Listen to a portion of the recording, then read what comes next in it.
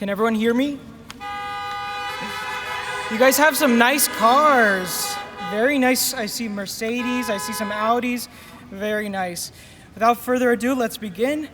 Good afternoon, Mr. Jones, Mr. Metter, Mr. Gonzalez, teachers, Westminster families, and students, and welcome to the Class of 2020 graduation ceremony. Am I the only one who can't believe that we're here right now? We have survived pandemics, a stock market crash, deadly hornets, a trade war, and a hurricane. I'm terrified for our 5-year reunion. All jokes aside, there are some really great people here today besides us graduates, and I'd just like to name a few of the ones who've had an immense effect on my life. In no particular order, Mrs. Izquierdo, Mrs. Garrido, Ms. Hamming, Senora Agüero, Mr. Nordstrom, Mr. Dubach, Mrs. Williams, Mr. Gordon, Dr. Martinez, Mr. Dielman, Senora Dielman, Ms. Battle, Colonel Parker, Mrs. Carpenter, Senora Rodriguez, Dr. Peña, Ms. North, Mrs. Castano, Ms. Hernandez, Mr. Moylan, Mr. Davis, Mr. C, Mr. Reed, and of course the incredible CCC, Mrs. Linda Walker, and the IT department, as well as all the teachers I didn't have personally. I speak for our class when I say thank you so much from the bottom of my heart.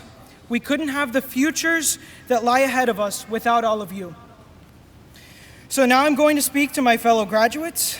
Now that we're all here, right now, and as we move on to the future, let's talk about what we can take from the 9, 7, 4, even 1 year that we've been at Westminster.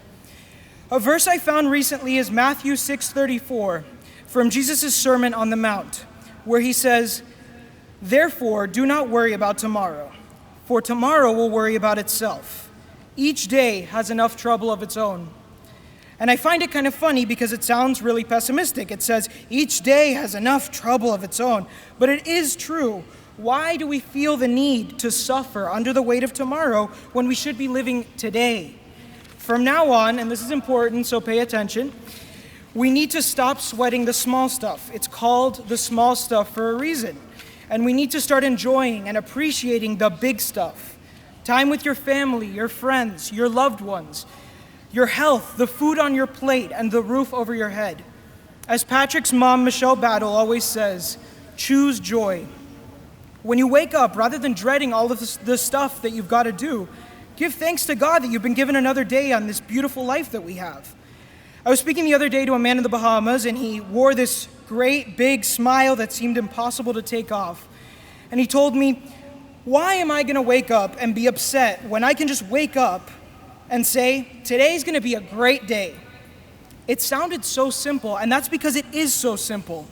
God is so great, and he has granted us so many blessings, none of which is greater nor more precious than time on this earth. I know we wish Lucas, Patrick, and Brianna could be here at the Speedway today, and they are. They're here with us in spirit, and they're looking down on us from heaven, laughing at us because we're such a stubborn class that we came only hours after a hurricane for this weird mutant graduation ceremony just so we could be together. They're with us now, just as all of us will always be together in the kingdom of heaven and on earth. But there is one thing if there's one thing we must take away from the time we had with them, it's that during our time on earth, we need to serve God and express our love to others every single day as they did, because we'll never know what the future holds.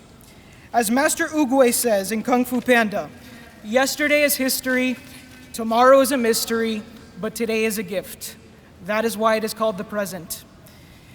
But living in the present also comes with leaving the future up to God, which is really hard sometimes. Proverbs 3, 5, and 6 tell us, trust in the Lord with all your heart and lean not on your own understanding. In all your ways submit to him, and he will make your paths straight. So as we leave Westminster for this next frontier, we must remember to live and enjoy life with God in the present and give our futures up to him. He's far wiser than we ever will be. And finally, what we need to do is remember that our home isn't just a campus in Palmetto Bay, but in a speedway, a restaurant, or a church. Wherever we may end up, we'll always find home with one another when we're together. Here's to the class of 2020, the greatest class Westminster has ever seen. I love you all so much, and I'm so grateful for the years we've shared and all the years we'll share in the years to come. Thank you.